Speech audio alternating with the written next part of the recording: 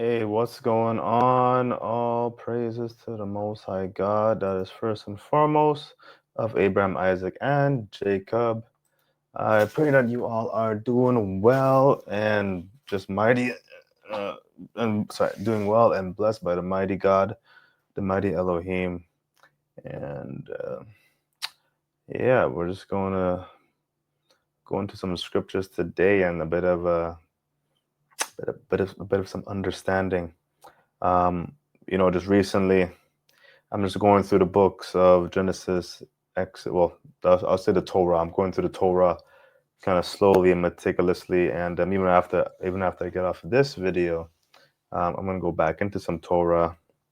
I just finished off in Leviticus, and sometimes there are just some truths that are just very stingy. It's very stingy, very, very, very stingy. I'm gonna pull up the verse I was reading. It was right at the end of the chapter, verse Leviticus 25, and this is something that's of truth. Talking about slavery in the Bible, and the nation of Israel had slaves, or like it was given to them to have the heathens, or the heathens as bond servants, as bondmaids, purchasing them as slaves, and it's in the scriptures, and we got to go through it. And I brought it up to a brother, and like he kind of was, I guess, we're not rejecting it, but it made him feel a little uncomfortable. But at the same time, we can't back down from this. We can't back down from this truth, right? So this is what was ordained, and this is what the Lord said to Moses, right? Gonna bring us some here. Share screen. And we gotta be real, man. This is it, man. We gotta preach the whole gospel. You preach from Genesis to Revelation. Ain't no ifs, ands, or buts. I'm done with this. I was not really a part of it, but I don't want to do any of this kind of soft preaching. No, we're going into the whole sting of we're going to get stained, we're going to get beat up, we're going to go into it, right? And of course, we try to approach this with love, joy, peace, meekness, gentleness, kindness, long sufferance, and temperance, which is patience. So, we try to, that's what we strive to do, but we got to be honest with ourselves, right? We're going to follow this book, we're going to follow it from beginning to end, the whole thing, right? Of course, there's no sacrificing, we don't have a temple, but, we do the word. Right, we're going to become doers of the word. James 1:22, become ye doers of the word. Right? Let's get that precept. James 1:22. But be ye doers of the word and not hearers only, deceiving your own selves. Amen. Oops. Amen. Okay. We'll read Leviticus chapter 25, right? Talking about this. I think it was in 23 or 24 where the spoke about the Jubilee. But anyways, we're going to go into it though. From verse 1, and the Lord spake unto Moses in Mount Sinai, saying. So, this is the recurring theme. Speak unto the children of Israel. Speak to the children of Israel. The Lord spake to Moses. The Lord spake to these people. So this is what is happening. This is what's in the text. We got to deal with the text. We cannot shy away from the text. Right?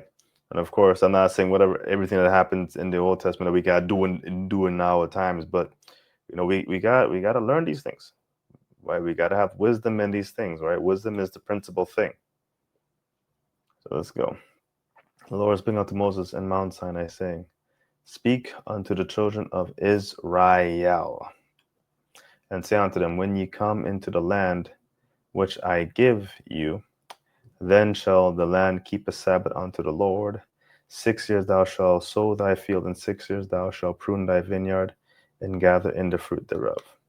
But in the 7th year shall be a Sabbath of rest unto the land, a Sabbath for the Lord. Thou shalt neither sow thy field nor prune thy vineyard.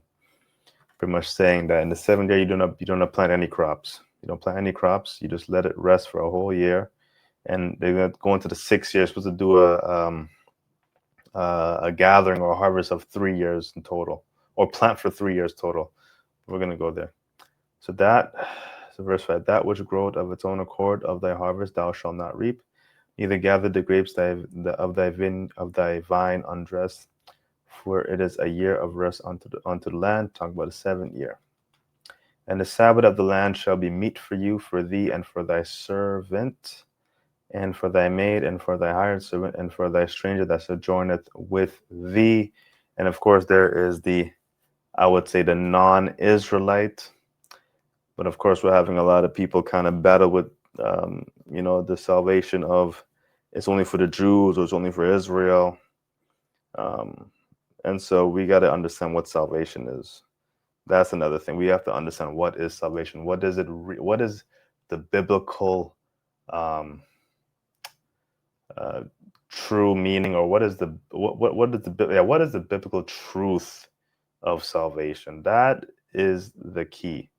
That will help put things into perspective so much better. We got to understand the biblical truth of salvation. What does it truly mean? Or what does God mean when when he's trying to, I guess, send Jesus Christ to save people from their sins, or is it just the Israelites from their sins? Like, what is it? Like, what does he mean? What does he see for the actual biblical truth of salvation, right? And so that's something we got to tackle. We cannot shy away from. And then we got here. So verse 7. And for thy cattle and for the beasts that are in thy land shall all the increase thereof be meat. And thou shalt number 7 Sabbaths of years unto thee, 7 times 7 years, and the space of the 7 Sabbaths of years shall be unto thee 49 years. And thou shalt cause the trumpet of Jubilee to sound on the 10th day of the 7th month. In the day of atonement shall you make the trumpet sound throughout all your land. And you shall hallow the 50th year and proclaim liberty throughout all the land unto all the inhabitants thereof. It shall be a jubilee unto you, and you shall return every man unto his possession, and you shall return every man unto his family. Now this is very interesting, man. This word man here, and this is where you really got to figure out the scriptures, because especially going downward, I really want to understand what is meant by man. Now we just read up in verse 6, right? And the Sabbath of the land shall be meat for you, for thee, and for thy servant, and for thy maid, and for thy hired servant, and for thy stranger that sojourneth with thee. I guess this is where the vagueness, or let's just say just not enough description, because there's definitely men as servants. There's definitely men as, I guess, hired. Well, it's funny, he has for your servant and for your hired servant. So there's a difference between the two, right? And for your stranger that sojourns with thee. So there's servant and maid, and then the stranger is different than the servant and maid. So we have to understand what does this really mean, because for the hired servant, because maids is a woman for sure. That means female. The first one, for thy servant, and then for thy hired servant, and for thy stranger. There are men in those. Men can be in those categories, but is it what man is it talking about? What is Leviticus 25 referring to when it says the man in verse 10, right? When it says you shall return in the last part here, and you shall return every man unto his possession, and you shall return every man unto his family. What does that mean? Like, does that mean also the sojourners too? Right? The hired servants, the servant, or like, what does that really mean? Right? So I would think it means the strangers and the servants, but hey, let's keep going down. Leviticus 25, like I said, probably a controversial chapter in the whole scriptures. And so a jubilee shall that 50th year be unto you. You shall not sow, neither reap that which groweth of itself in it, nor gather the grapes in it of thy vine undressed. It is the jubilee. Oh man, put the mouse here. For it is the jubilee; it shall be holy unto you. You shall eat the increase thereof out of the field. In the year of the jubilee, ye shall return every man unto his possession. There it goes again.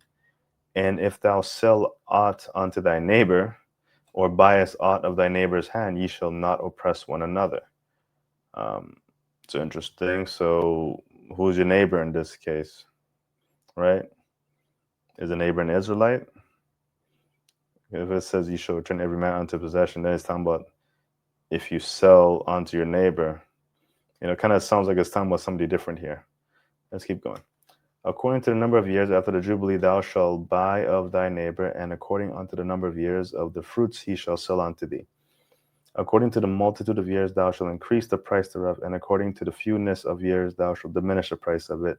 For according to the number of the years of its fruits doth he sell unto thee. Ye shall not therefore oppress one another, but thou shalt fear thy God, for I am the Lord your God. Wherefore ye shall do my statutes and keep my judgments and do them, and ye shall dwell in the land safety. You should dwell in the land in safety, and the land shall yield her fruit, and ye shall not, and ye shall eat your fill, and dwell therein in safety. And if ye shall say, what shall we eat the 7th year? Behold, we shall not sow nor gather in our increase. Then I will command my blessing upon you in 6th year, and it shall bring forth truth for 3 years. Bring forth truth. Sorry, it shall bring forth fruit for 3 years. And this is what I was talking about in the 6th year. So you're gonna just plant. You're gonna sow enough seeds so you can gather enough for 3 years in the 6th year. And verse 22, and you shall sow the 8th year and eat yet of old fruit until the 9th year, until the fruits come in. You shall eat of the old store, right? So it'll be for year 6, 7, and 8.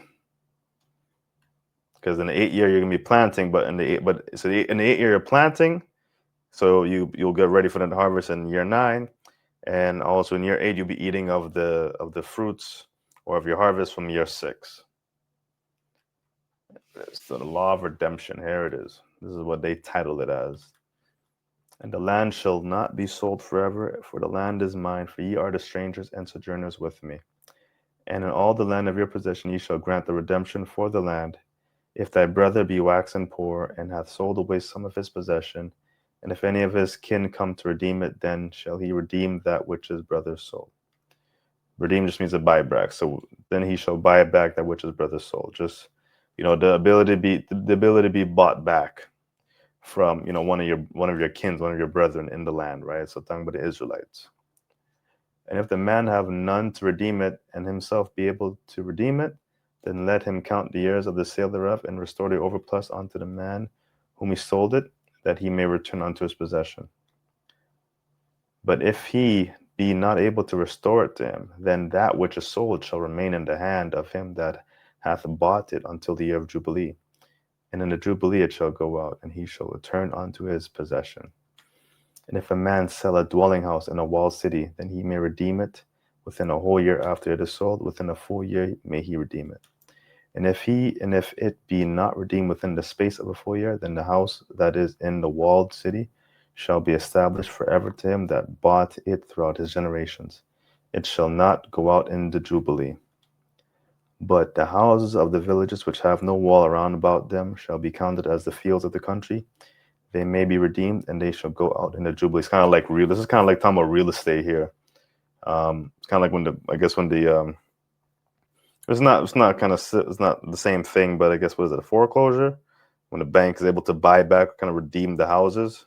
It's kind of a similar concept, I believe, right? But I could be wrong about that. I'm not really too focused on this part. Okay. Notwithstanding the cities of the Levites and the houses of the cities of their possessions may the Levites redeem at any time. So they can buy back at any time. They have that ability. And it's kind of a little foreshadowing of Christ, him being the high priest, right? He can redeem us anytime. And if a man purchase of the Levites, then the house that was sold in the city of his possession shall go out in the year of Jubilee. For the houses of the cities of the Levites are their possession among the children of Israel. But the field of the suburbs of their cities may not be sold, for it is their perpetual possession. And now here it is. And if thy brother be waxen poor and fallen in decay with thee, thou shalt relieve him. Yea, though he be a stranger or a sojourner, that he may live with thee. So it's not calling him actual like stranger, but it's just saying that he's been waxen poor. So he's kind of like a stranger or like a non-Israelite, right? It's not their land. It's kind of like if an Egyptian were to be with Israel, if they came out of the Exodus, they would be poor. They would have went from being rich to poor in a matter of however long that destruction took place. They would, right, in a matter of like one moment, just went from rich to poor, just like that, right? Let's keep going here. So take thou no usury from him, that's interest or increase, but fear thy God, that thy brother may live with thee. Oh shoot, sorry, that's my fault. That was 33. 36. Thou shalt not give him thy money upon usury, nor lend him thy victuals for increase. I am the Lord your God, which brought you forth out of the land of Egypt to give you the land of Canaan and to be your God. And if thy brother that dwelleth by thee be waxen poor and be sold unto thee, thou shalt not compel him to serve as a bond servant. Interesting, Now this is detailed. This is detailed here in Leviticus 25, verse 39. If your brother, this is an Israelite, right? This right here, this section is talking about the Israelites. If you're an Israelite man, and if your brother, your kinsman, the Israelite, if your brother, an Israelite that dwelleth by thee, be waxen poor, be poor, and be sold unto you, right? So you bought him as a servant, or you just bought him, right? Thou shalt not compel him to serve as a bondservant, but as an hired servant. Okay, so you did buy him as a servant, so that's my apologies. And so let's see what bondservant. So interesting. So unless this is, I'm kind of looking at this now. But this higher servant and bondservant need to be understood more, because he specifically says that they are not to be bought as a bondservant. So an Israelite man cannot, or unless it's an Israelite brother, cannot be a bondservant. They have to be, you'll have to have them as a hired servant. And so let's keep on going. But as an hired servant and as a sojourner, he shall be with thee, and shall serve thee unto the year of Jubilee. So that will be the 49 years, the 50 years, right? I'll say the 50 years, right? Or let's just say however long it takes to get to the Jubilee, depending on what time, depending on what's the word called? Depending on when he was, I guess, brought to his brother's household, or bought by his brother. All right, and then shall he depart from thee, both he and his children with him, and shall return unto his own family, and unto the possession of his fathers shall he return. For they are my servants, which I brought forth out of the land of Egypt. They shall not be sold as bondmen. Thou shalt not rule over him with rigor, but shall fear thy God. Both thy bondmen and thy bondmaids, which thou shalt have, shall be of the heathen that are round about you, and of them shall you buy bondmen and bondmaids. And I want to go into this really quickly, this verse here. Oops, not that one. Just to kind of understand this word bondman.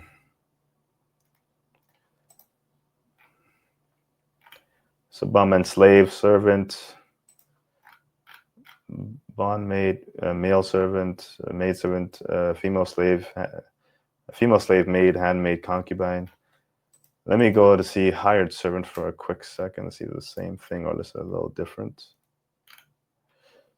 Hired servant, where are you? Oh, right here. Okay. Hired servant's a different word there. Hired, hireling, hired labor. So just something that you hired. They're not a slave, or they're not a slave.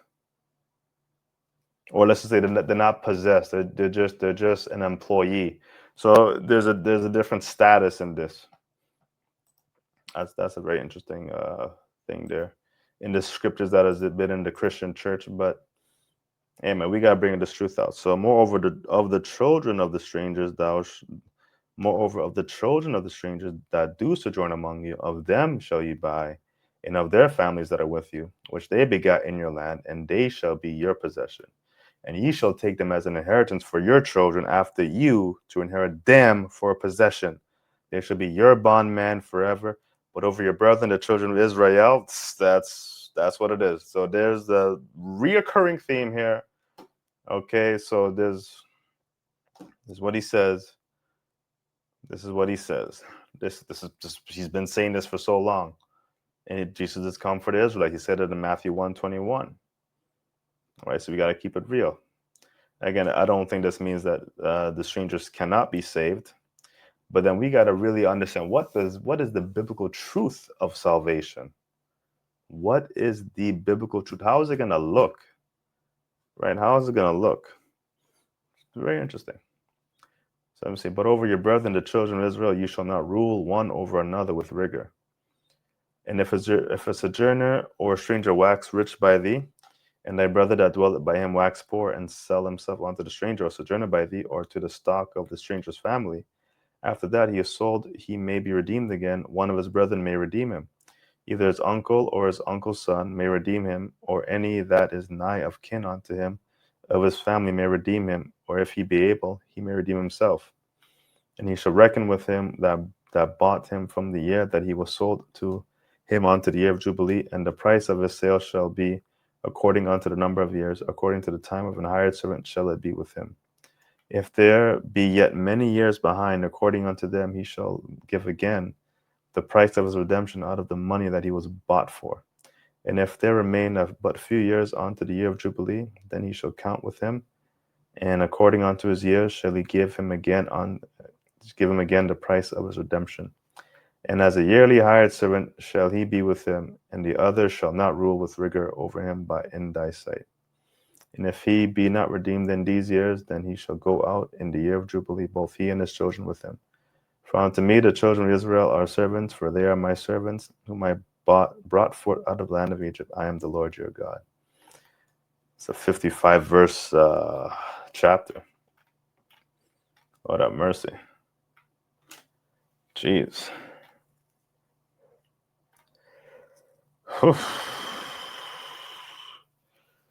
Right. So there it is. The heathen will be your bondmen and bondmaids.